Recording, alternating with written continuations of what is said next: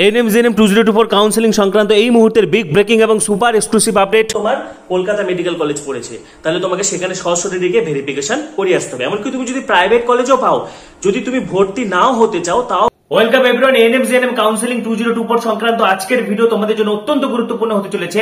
এই মুহূর্তে তোমরা যারা যারা ANM GNM nursing entrance exam 2024 candidate রয়েছে, তো কাউন্সেলিং কিন্তু খুব তাড়াতাড়ি তোমাদের শুরু হচ্ছে। আজকের ভিডিওতে আমি এএনএম জেএনএম কাউন্সেলিং সংক্রান্ত মোস্ট ভাইটাল জিনিস কিন্তু শেয়ার করব।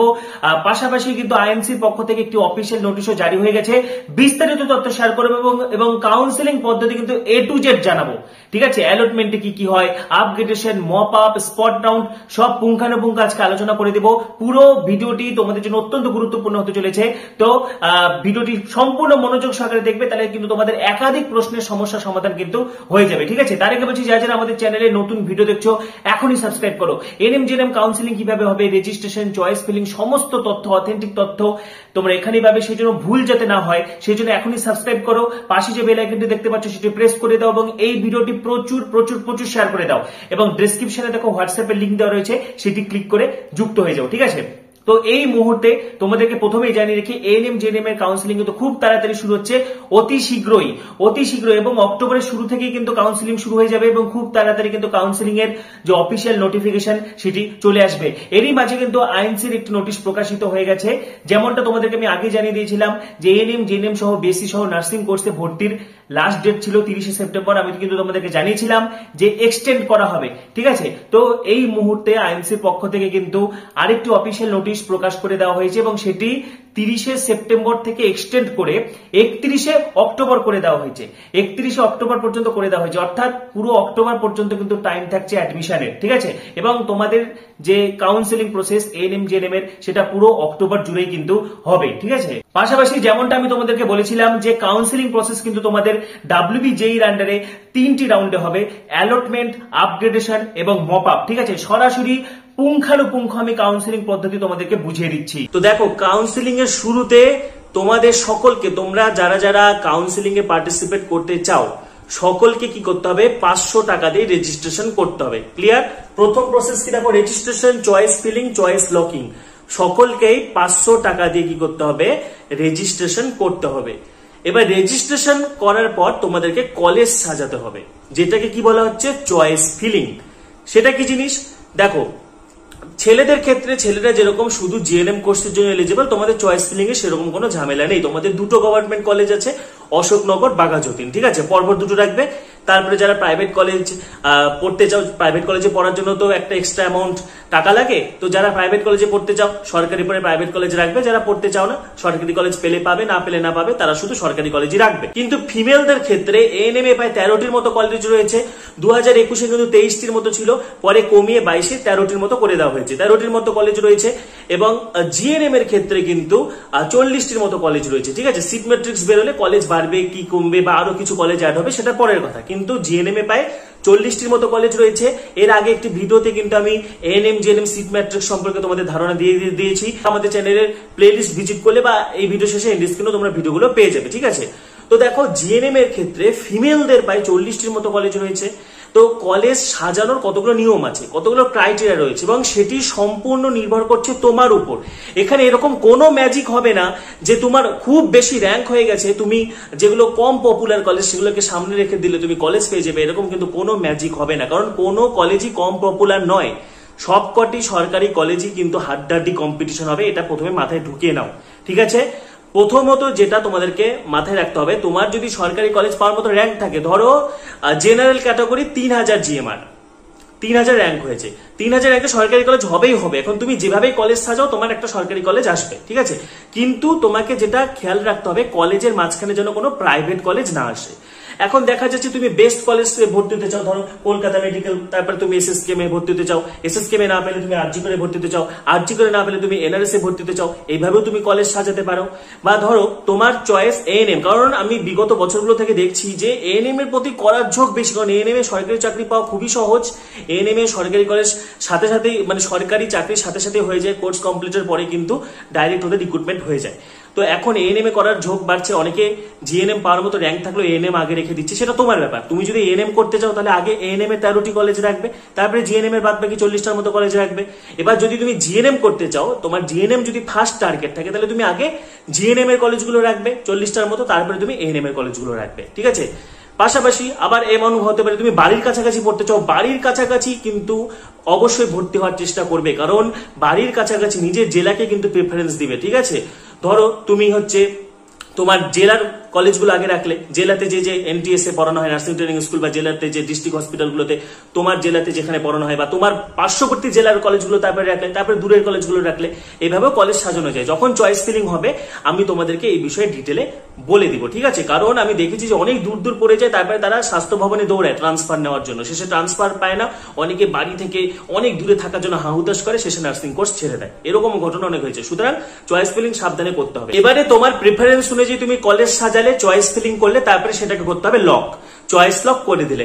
এবং চয়েস লক করার আগে বারবার চেক করবে, কারণ একবার যদি চয়েস লক হয়ে যায় তাহলে কিন্তু তুমি আর চয়েস ফিলিং পাল্টাতে পারবে না। এবার তুমি কলেজ সাজিয়ে দিয়েছো, এবার তোমার যদি কলেজ পাওয়ার মতো র্যাঙ্ক থাকে, গভর্নমেন্ট কলেজ পাওয়ার মতো, তাহলে তোমার একটা কলেজ আসবে ফার্স্ট রাউন্ডে, যেটা হচ্ছে অ্যালটমেন্ট রাউন্ড, ঠিক আছে।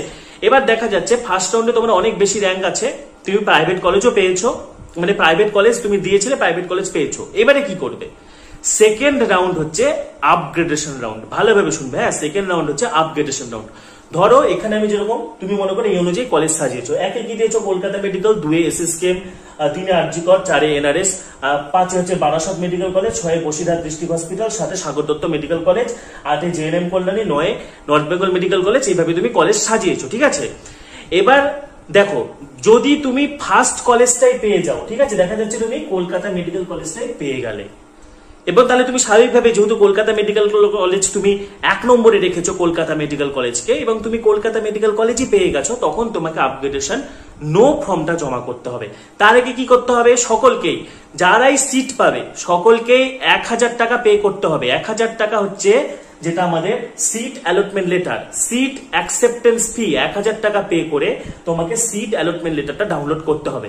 তারপরে যে সেন্টারে তোমার সিট পড়েছে সেখানে সশরীরে যেতে হবে, সেখানে গিয়ে ডকুমেন্ট ভেরিফিকেশন করে তোমাকে আপগ্রেডেশন হয় ইয়েস নয় নো ফর্ম জমা করতে হবে। তুমি যেটাই কলেজ পাও, তুমি সরকারি কলেজ পাও বা বেসরকারি বা প্রাইভেট কলেজ পাও, সেটা কোনো ফ্যাক্টর নয়, কিন্তু তোমাকে কিন্তু অবশ্যই 1000 টাকা দিয়ে সিট অ্যাকসেপ্টেন্স ফিটা পে করে তোমাকে সিট অ্যালটমেন্ট লেটারটা ডাউনলোড করতে হবে। ধরো তোমার কলকাতা মেডিকেল কলেজ পড়েছে, তাহলে তোমাকে সেখানে সরাসরি গিয়ে ভেরিফিকেশন করিয়ে আসতে হবে। এমনকি তুমি যদি প্রাইভেট কলেজও পাও, যদি তুমি ভর্তি নাও হতে চাও, তাও কিন্তু তোমাকে ভেরিফিকেশন করিয়ে আসতে হবে, ঠিক আছে।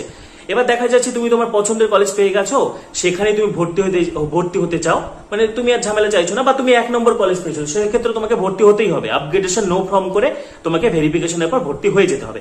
এবার দেখা যাচ্ছে যে তুমি পেয়েছো হচ্ছে 5 নম্বর কলেজটা, ঠিক আছে, তুমি পেয়েছো হচ্ছে বারাসত মেডিকেল কলেজ, বা তুমি 6 বা 7 নম্বর কলেজটা পেয়েছো, বা আরো নিচের দিকে কলেজগুলো পেয়েছো, কিন্তু তুমি উপরের দিকে যেতে চাও। আপগ্রেডেশন সবসময় উপরের দিকে হয়। তুমি এখানে দেখো তুমি 5 নম্বর কলেজটা পেয়েছো, বারাসত মেডিকেল কলেজ, তুমি স্বাভাবিকভাবেই চাইবে যে তুমি এনআরএস বা আরজিকর বা এসএসকে বা কলকাতা মেডিকেল কলেজে যেতে, তখন তোমাকে আপগ্রেডেশন ইয়েস ফর্মটা জমা করতে হবে, ঠিক আছে। তোমাকে এখানে ভর্তি না হলেও চলবে, কিন্তু ভেরিফিকেশন করানো মাস্ট। তুমি কোনো একটা সিট পেয়েছো, সেটি তোমার পছন্দ হয়নি, সেক্ষেত্রে ভেরিফিকেশনের পর তোমাকে আপগ্রেডেশন ইয়েস ফর্মটা জমা করতে হবে। তুমি কোনো একটা কলেজ পেয়েছো, সেটি তোমার পছন্দ হোক বা না হোক, পছন্দ না হলে কিন্তু তোমাকে ভেরিফিকেশন করাতেই হবে। পছন্দ হলে তো ভেরিফিকেশন করিয়ে তুমি আপগ্রেডেশন নো ফর্ম করে তুমি অ্যাডমিশন হয়ে গেলে। এবার যদি তোমার পছন্দ হচ্ছে না কলেজটা, তাহলে তুমি ভেরিফিকেশন করাবে, 1000 টাকা পে করে সিট অ্যালটমেন্ট লেটার ডাউনলোড করে তুমি ভেরিফিকেশন করানোর পর আপগ্রেডেশন ইয়েস ফর্মটা জমা করে দেবে। সেক্ষেত্রে অ্যাডমিশন না নিলেও চলবে, কিন্তু ভেরিফিকেশন না করালে কিন্তু যদি তুমি সেকেন্ড রাউন্ডে কলেজ না পাও, তাহলে আগের সিটটা আর ফেরত পাবে না। অর্থাৎ এখানে কিন্তু ভালোভাবে শুনবে, তুমি কোনো একটা সিট পেয়েছো, সেখানে তুমি ভেরিফিকেশন করে আসলে, অ্যাডমিশন নিলে না, সেকেন্ড রাউন্ডে তোমার কলেজ চেঞ্জ হলো না, কিন্তু তোমার সেই কলেজটা থেকে যাচ্ছে। কিন্তু যদি তুমি হচ্ছে কোনো কলেজ পেয়েছো কিন্তু ভেরিফিকেশন না করাও, তাহলে কিন্তু সিটটা থাকবে না। এক্ষেত্রে কি করে, অনেক প্রাইভেট কলেজ ভয় দেখায় যে ভর্তি হতে হবে, ঠিক আছে, এত লাখ টাকা দিয়ে ভর্তি হয়ে যাও, নাহলে কিন্তু তোমার সিট বাতিল হবে, এরকম কিন্তু কিছু হয় না। ডাব্লিউবি যে নিয়ম আছে, ভর্তি হওয়ার কোনো গল্প নেই, ভেরিফিকেশন করে আপগ্রেডেশন তুমি ইয়েস করে দাও, পরের রাউন্ডের জন্য কিন্তু ওয়েট করতে হবে। এই জন্য কিন্তু প্রাইভেট কলেজগুলো রাখতে মানা করি, যাদের প্রাইভেট কলেজে পড়ার মতো সামর্থ্য আছে, কারণ অনেক প্রাইভেট কলেজ ভর্তি হওয়ার পর কিন্তু টাকা ফেরত দেয় না, ঠিক আছে, টাকা কিন্তু রিটার্ন করতে চায় না, সেক্ষেত্রে কিন্তু অনেকের টাকা মার গেছে, বিগত বছরগুলোর অভিজ্ঞতা অনুযায়ী বলছি, অনেকের টাকা মার গেছে, ঠিক আছে। প্রাইভেট কলেজগুলো টাকা মানে ফেরত দেয় না। যদি ঠিক আছে, তোমার যদি সরকারি কলেজ না হয়, প্রাইভেট কলেজের ফি যদি অ্যাফোর্ড করতে পারো, অবশ্যই প্রাইভেট কলেজ রাখবে, কেন রাখবেন, অনেক ভালো ভালো প্রাইভেট কলেজ আছে, ঠিক আছে, আমি পরে বলে দেবো। কিন্তু যদি দেখা যাচ্ছে তুমি কোনোভাবে প্রাইভেট কলেজে পড়তে পারবে না, ঠিক আছে, অ্যাফোর্ড করতে পারবে না, ঠিক আছে, সেক্ষেত্রে কিন্তু শুধুমাত্র সরকারি কলেজগুলো রাখাই শ্রেয়, ঠিক আছে। তো যাই হোক, এই হচ্ছে আপগ্রেডেশন ইয়েস বা নো। এবারে হচ্ছে থার্ড যে রাউন্ড, সেটা হচ্ছে আমাদের মপ আপ রাউন্ড। এই মপ আপ রাউন্ডে কি হবে, আবার নতুন করে চয়েস ফিলিং রেজিস্ট্রেশন, আবার 200 টাকা পে করতে হবে, নতুন করে চয়েস ফিলিং চয়েস লগইন করতে হবে মপ আপ রাউন্ডে। ফার্স্ট রাউন্ড কি ছিল, অ্যালটমেন্ট, সেকেন্ড রাউন্ড আপগ্রেডেশন। এই দুটো রাউন্ডের পর যে সিটগুলো স্টিল ভ্যাকেন্ট থাকে, যে সিটগুলো বেঁচে যায়, সেগুলোর উপরে হবে মপ আপ রাউন্ড কাউন্সিলিং। যারা আগে চয়েস ফিলিং করেনি বা 500 টাকা দিয়ে রেজিস্ট্রেশন করেনি, তারাও কিন্তু মপ আপ রাউন্ডে পার্টিসিপেট করতে পারবে। যেটা আমার বলার কথা, যে কাউন্সিলিং এর 3 নম্বর রাউন্ড এবং ডাব্লিউবিজে এর আন্ডারে শেষ রাউন্ড হচ্ছে মপ আপ রাউন্ড কাউন্সিলিং। এখানে ফার্স্ট রাউন্ড এবং সেকেন্ড রাউন্ডের পর যে সিটগুলো বেঁচে যাচ্ছে, যে সিটগুলো স্টিল ভ্যাকেন্ট থাকছে, তার উপরে হবে মপ আপ রাউন্ড কাউন্সিলিং, ঠিক আছে। এবং এরপরে কিন্তু ডাব্লিউবিজে এর গল্প শেষ। এরপরে কিন্তু ডাব্লিউবিজে এর পক্ষ থেকে আর কোনো কাউন্সিলিং হবে না। তো এরপরে কি আর কোনো কাউন্সিলিং হবে না, এরপরে হবে যে স্পট রাউন্ড। স্পট রাউন্ডও কিন্তু অনেক কটা হয়, প্রথম স্পট রাউন্ড হয়, তারপরে সেকেন্ড স্পট রাউন্ড হয়। তো স্পট রাউন্ডটা কিন্তু পশ্চিমবঙ্গের যে স্বাস্থ্য ও পরিবার কল্যাণ সমিতি, ঠিক আছে, স্বাস্থ্য দপ্তর থেকে কন্ডাক্ট করা হয় হচ্ছে স্পট রাউন্ড। এখানে সশরীরে যেতে হয়, শেষ পর্যন্ত ট্রাই করতে হবে, হার মানলে চলবে না বন্ধু, হেরে গেলে চলবে না, শেষ পর্যন্ত কিন্তু চেষ্টা করতে হবে, ঠিক আছে, এবং নিজের উপর ভরসা রাখো, জয় তোমার হবেই হবে। সুতরাং স্পট রাউন্ড পর্যন্ত অবশ্যই ট্রাই করবে। তো এনএমজেএম কাউন্সিলিং 2024 সংক্রান্ত আজকের ভিডিওতে কিন্তু কাউন্সিলিং এর মোস্ট ভাইটাল স্টেপ গুলো এবং কাউন্সিলিং সংক্রান্ত কিন্তু বিস্তারিত তথ্য তোমাদেরকে জানিয়ে দিলাম, ঠিক আছে। তোমাদের আরো কিছু জানার থাকলে তোমরা হচ্ছে অবশ্যই জানাবে। পাশাপাশি ডেসক্রিপশনে দেখো হোয়াটসঅ্যাপে লিংক দেওয়া রয়েছে, সেটি ক্লিক করে যুক্ত হয়ে যাও। তোমাদের যা যা কোয়ারিজ আছে সব তোমরা জানাও, এবং পরবর্তী ভিডিওগুলির জন্য এখনই সাবস্ক্রাইব করো, পাশে যে বেল আইকনটি দেখতে পাচ্ছ সেটি প্রেস করে দাও, এবং এই ভিডিওটি প্রচুর প্রচুর প্রচুর শেয়ার করে দাও। সবাইকে অসংখ্য ধন্যবাদ।